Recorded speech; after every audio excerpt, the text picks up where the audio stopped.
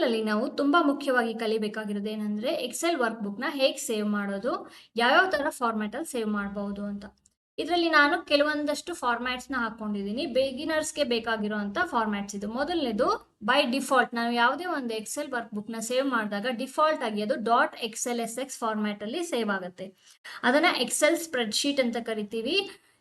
ಹೊಸ ವರ್ಷನ್ನ ನಾವು XML based format ಆಗಿರೋದ್ರಿಂದ XLSX ಅಂತ ಯೂಸ್ ಮಾಡ್ತೀವಿ.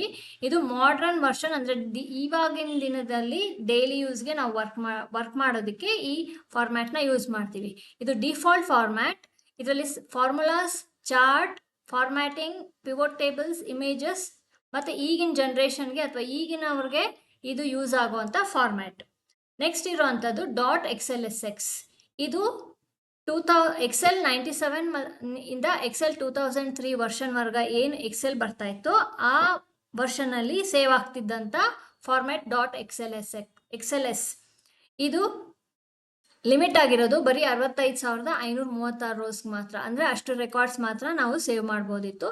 ಹಳೆ ಕಂಪ್ಯಾಟಿಬಲ್ ಫೈಲ್ಸ್ನ ನಾವು ಈ ಎಕ್ಸ್ಟೆನ್ಷನಲ್ಲಿ ಸೇವ್ ಮಾಡಿ, ಅಥವಾ ಹಳೆ ಫೈಲ್ಸ್ನ ನಾವು ರಿಟ್ರೀವ್ ಮಾಡಬೇಕು ಅಂದರೆ ಈ ಎಕ್ಸ್ಟೆನ್ಷನ್ ಯೂಸ್ ಮಾಡಿ ರಿಟ್ರೀವ್ ಮಾಡಬೇಕಾಗುತ್ತೆ. ನೆಕ್ಸ್ಟ್ ಬರೋ ಅಂಥದ್ದು .xlsm.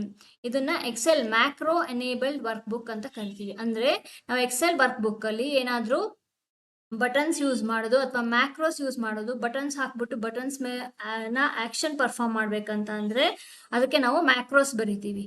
ಆ ಮ್ಯಾಕ್ರೋಸ್ನ ನಾವು ಸೇವ್ ಮಾಡಬೇಕು, ವರ್ಕ್ ಆಗಬೇಕು ಅಂತಂದರೆ ಅದನ್ನು .xlsm ಫಾರ್ಮ್ಯಾಟಲ್ಲಿ ಸೇವ್ ಮಾಡಬೇಕು. ಬೈ ಡಿಫಾಲ್ಟ್ ನಾವು ಮಿಸ್ಟೇಕ್ ಆಗಿ .xlsx ಫಾರ್ಮ್ಯಾಟಲ್ಲಿ ಸೇವ್ ಮಾಡಿದ್ವಿ ಅಂತ ಅಂದರೆ ಮ್ಯಾಕ್ರೋಸ್ ರಿಮೂವ್ ಆಗುತ್ತೆ.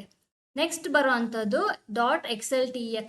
ಇದನ್ನು ನಾನು ಸೆಲ್ ಸ್ಟೈಲ್ಸಲ್ಲಿ ಎಕ್ಸ್ಪ್ಲೈನ್ ಮಾಡಿದ್ದೀವಿ.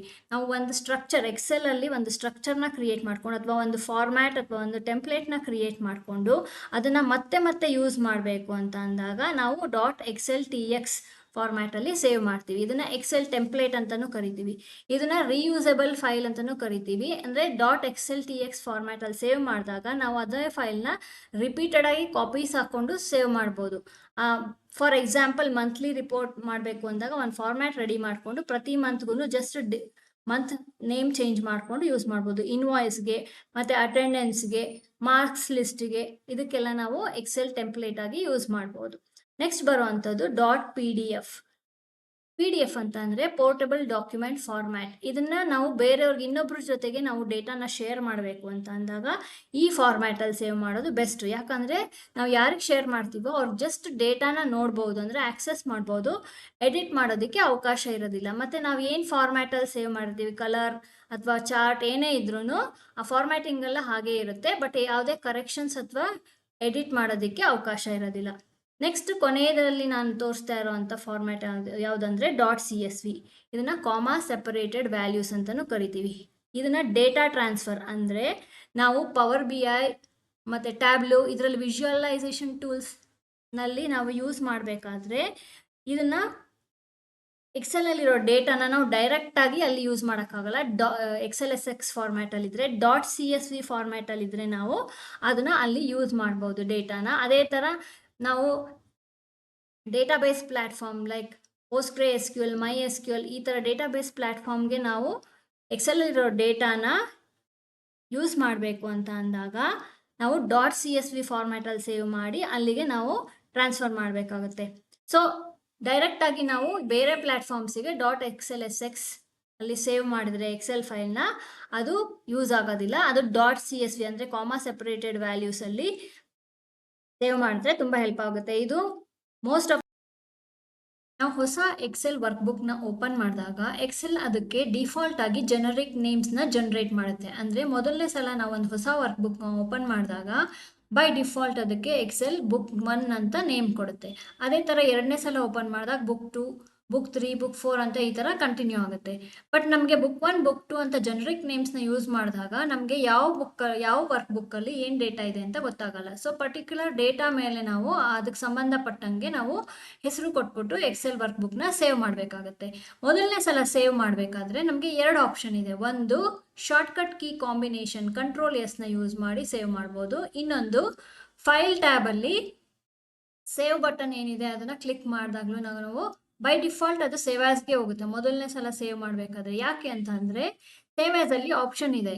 ಒಂದು ವರ್ಕ್ ಬುಕ್ಗೆ ಹೆಸರು ಕೊಡೋ ಅಂಥದ್ದು, ಫೈಲ್ ನೇಮ್ ಕೊಡೋ ಅಂಥದ್ದು. ಎರಡನೇದು ಅದ್ರ ಫಾರ್ಮ್ಯಾಟ್ ಸೆಲೆಕ್ಟ್ ಮಾಡ್ಕೊಳ್ಳೋ ಅಂಥದ್ದು, .xlsx, .xls, .xlsm, ಅದೇ ಥರ ಬೇರೆ ಬೇರೆ ಫಾರ್ಮ್ಯಾಟ್ನ ಸೆಲೆಕ್ಟ್ ಮಾಡ್ಕೊಳ್ಳೋಕೆ ಆಪ್ಷನ್ ಇರುತ್ತೆ. ಮೂರನೇದು ಅದ್ರ ಲೊಕೇಶನ್, ಅಂದರೆ ಎಲ್ಲಿ ನಾವು ಯಾವ ಡ್ರೈವಲ್ಲಿ ಯಾವ ಫೋಲ್ಡ್ರಲ್ಲಿ ಸೇವ್ ಮಾಡಬೇಕು ಅನ್ನೋ ಆಪ್ಷನ್, ಮೂರನೇ ಆಪ್ಷನ್ ಕೂಡ ನಮಗೆ ಸೆಲೆಕ್ಟ್ ಮಾಡ್ಕೋಬೇಕಾಗುತ್ತೆ. ಸೊ ಫಸ್ಟ್ ಟೈಮ್ ಸೇವ್ ಮಾಡಬೇಕಾದ್ರೆ ಸೇವ್ ಕ್ಲಿಕ್ ಮಾಡಿದ್ರು ಅದು ಸೇವ್ ಆಸ್ಗೆ ಹೋಗುತ್ತೆ.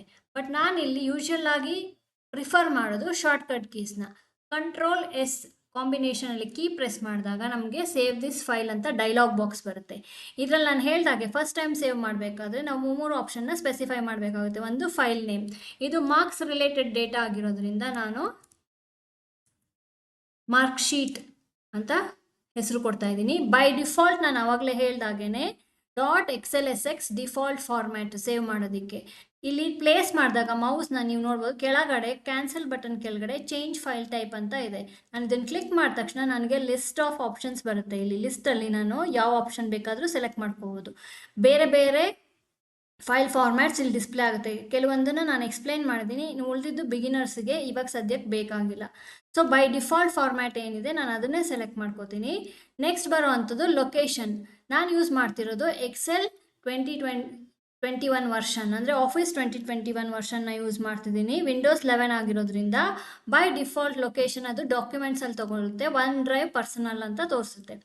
ಸೊ ನಾನಿಲ್ಲಿ ರೈಟ್ ಸೈಡಲ್ಲಿರೋವಂಥ ಡ್ರಾಪ್ ಡೌನ್ ಆ್ಯರೋನ ಕ್ಲಿಕ್ ಮಾಡಿದಾಗ ಇಲ್ಲೂ ಕೂಡ ನನಗೆ ಆಪ್ಷನ್ಸ್, ರೀಸೆಂಟಾಗಿ ಓಪನ್ ಮಾಡ್ಕೊಂಡಿರೋ ಅಂಥ ಫೋಲ್ಡರ್ಸ್ ನನಗೆ ಇಲ್ಲಿ ತೋರಿಸುತ್ತೆ. ಅದೇ ಥರ ಕೆಳಗಡೆ ಇಲ್ಲಿ ಆ ಲಿಸ್ಟಲ್ಲಿ ನಮ್ಮದು ನಾವು ಸೇವ್ ಮಾಡಬೇಕಾಗಿರೋ ಲೊಕೇಶನ್ ಇಲ್ಲ ಅಂದರೆ ಕೆಳಗಡೆ ಮೋರ್ ಲೊಕೇಶನ್ಸ್ನ ಕ್ಲಿಕ್ ಮಾಡಿ ನಾವು ಬ್ರೌಸ್ ಮಾಡಿ ಯಾವ ಲೊಕೇಶನಲ್ಲಿ ಬೇಕು ಆ ಲೊಕೇಶನಲ್ಲಿ ಸೇವ್ ಮಾಡ್ಬೋದು. ನಾನಿವಾಗ ಎಕ್ಸೆಲ್ ಫೈಲ್ ಫಾರ್ಮ್ಯಾಟ್ ಅಂತ ಈ ಡ್ರೈವಲ್ಲಿ ಒಂದು ಫೋಲ್ಡರ್ ಕ್ರಿಯೇಟ್ ಮಾಡ್ಕೊಂಡಿದ್ದೀನಿ. ಅದನ್ನು ಇಲ್ಲಿ ಓಪನ್ ಕೂಡ ಮಾಡಿಟ್ಕೊಂಡಿದ್ದೀನಿ. ನೀವು ನೋಡ್ಬೋದು ಇದರಲ್ಲಿ ಖಾಲಿ ಇದೆ, ಅಂದರೆ ನಾನು ಯಾವುದೇ ಫೈಲ್ನ ಸೇವ್ ಮಾಡಿಲ್ಲ ಇನ್ನು. ಸೊ ಈ ಫೈಲ್ನ ನಾನು ಏನು ಸೇವ್ ಮಾಡ್ತೀನಿ ಅದು ಇಲ್ಲಿ ಸೇವ್ ಆಗುತ್ತೆ. ಸೊ ನಾನು ವಾಪಸ್ ಎಕ್ಸೆಲ್ಗೆ ಹೋಗ್ಬಿಟ್ಟು ಇಲ್ಲಿ ಮಾರ್ಕ್ ಶೀಟ್ ಅಂತ ಹೆಸರು ಕೊಟ್ಬಿಟ್ಟು ಬೈ ಡಿಫಾಲ್ಟ್ ಏನಿದೆ ಅದೇ ಫಾರ್ಮ್ಯಾಟ್ನ ರಿಟೈನ್ ಮಾಡಿಕೊಂಡು ಲೊಕೇಶನ್ ಚೂಸ್ ಮಾಡಿ ಸೇವ್ ಅಂತ ಕ್ಲಿಕ್ ಮಾಡ್ತೀನಿ. ಸೇವ್ ಅಂತ ಕ್ಲಿಕ್ ಮಾಡಿದಾಗ ನಮಗೆ ಇಲ್ಲಿ ಲೆಫ್ಟ್ ಸೈಡ್ ಕಾರ್ನರಲ್ಲಿ ಮೇಲ್ಗಡೆ ಮಾರ್ಕ್ ಶೀಟ್ ಅಂತ ಹೆಸರು ರೀನೇಮ್ ಆಯಿತು, ಬುಕ್ 1 ಇದ್ದಿದ್ದು. ಅದೇ ಥರ ನಮಗೆ ಈ ಫೋಲ್ಡರ್ ಏನಿದೆ ಇಲ್ಲಿ ನಾನೇನು ಫೋಲ್ಡರ್ ಸೆಲೆಕ್ಟ್ ಮಾಡ್ಕೊಂಡಿದ್ದೀನಿ ಅಲ್ಲಿ ಮಾರ್ಕ್ ಶೀಟ್ ಅಂತ ನಮಗೆ ಫೈಲ್ ಸೇವ್ ಆಗಿದೆ. ಅದೇ ಥರ ಇಲ್ಲಿ ಅದು ಟೈಪ್ ಕೂಡ ಇಲ್ಲಿ ಡಿಸ್ಪ್ಲೇ ಆಗ್ತಿದೆ, ಅಂದರೆ ಮೈಕ್ರೋಸಾಫ್ಟ್ ಎಕ್ಸೆಲ್ ವರ್ಕ್ ಶೀಟ್ ಅನ್ನೋದು ಇದು ಅಂತ. ಸೊ ನೆಕ್ಸ್ಟ್ ಬರೋ ಅಂಥದ್ದು ಸೇವ್ ಆ್ಯಸ್.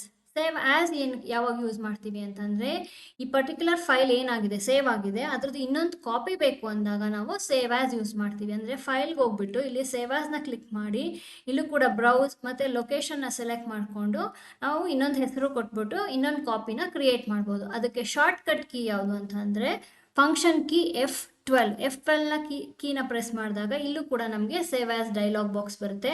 ಸಪೋಸ್ ನಾನು ಇಲ್ಲೇ ಸೇವ್ ಮಾಡೋಕ್ಕೆ ಇದೆ ಫೈಲ್ ಫಾರ್ಮ್ಯಾಟ್ಸ್ ಅನ್ನೋ ಫೋಲ್ಡ್ರಲ್ಲೇ ಸೇವ್ ಮಾಡೋದಕ್ಕೆ ಟ್ರೈ ಮಾಡಿದ್ರೆ ಅದು ನನಗೆ ಕನ್ಫರ್ಮೇಷನ್ ಕೇಳುತ್ತೆ. Confirm save as mark sheet ಅನ್ನೋ ಒಂದು ಫೈಲ್ ಏನಿದೆ XLSX ಆಲ್ರೆಡಿ ಎಕ್ಸಿಸ್ಟ್ ಆಗಿದೆ, ರೀಪ್ಲೇಸ್ ಮಾಡಬೇಕಾ ಅಂತ ಎಸ್ ಅಂತ ಕೊಟ್ಟರೆ ಇದೇ ಫೈಲ್ ರೀಪ್ಲೇಸ್ ಆಗುತ್ತೆ. ನೋ ಅಂತ ಕೊಟ್ಟಾಗ ನಾನು ಇನ್ನೊಂದು ಹೆಸರಲ್ಲಿ ಸೇಮ್ ಫೈಲ್ನ ಇನ್ನೊಂದು ಕಾಪಿ ಸೇವ್ ಮಾಡ್ಬೋದು. ಸಪೋಸ್ ಮಾರ್ಕ್ ಶೀಟ್ 1 ಅಂತ ಟೈಪ್ ಮಾಡಿ ನಾನು ಸೇವ್ ಅಂತ ಕೊಟ್ಟಾಗ 2 ಫೈಲ್ ಕ್ರಿಯೇಟ್ ಆಗುತ್ತೆ. ನೀವು ಇಲ್ಲಿ ನೋಡ್ಬೋದು ಮಾರ್ಕ್ ಶೀಟ್ ಅನ್ನೋದೊಂದು, ಅದನ್ನು ಸೇವ್ ಆ್ಯಸ್ ಮಾಡಿ ಇನ್ನೊಂದು ಹೆಸರು ಕೊಟ್ಟಿರೋದ್ರಿಂದ ಮಾರ್ಕ್ ಶೀಟ್ 1 ಅಂತ ಸೇವ್ ಆಗಿದೆ. ಇದೇ ಥರ ನಾವು ಎಷ್ಟು ಬೇಕಾದರೂ ಕಾಪೀಸ್ ಕ್ರಿಯೇಟ್ ಮಾಡ್ಬೋದು. ನೆಕ್ಸ್ಟ್ ಬರೋ ಅಂಥದ್ದು